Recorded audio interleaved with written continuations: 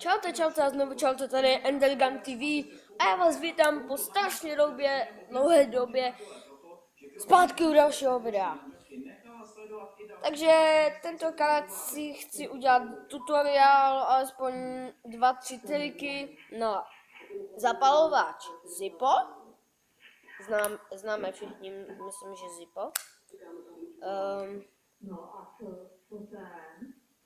The first trick, teď jsem to řekl po anglikánsku, první trik takovýto.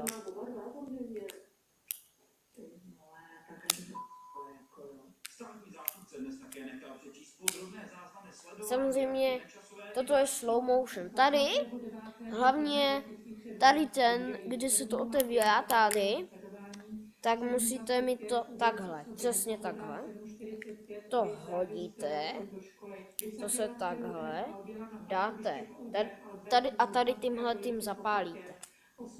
Jakože se zapálí cigo, jenom jako, že by se měli cigo a zavřete.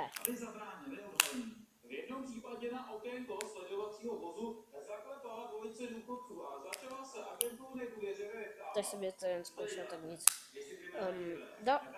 Tohle byl taky jeden triček, nebojte se z tady těch videí, jakože na triky, jakože toto byl první návod na trik. Z tohohle udělám pravidelnou sérii, která bude vycházet, myslím, že každý týden. No, pokusím se to nějak uhlídat. Tohle bylo všechno pro toto video, já se s váma loučím a čus!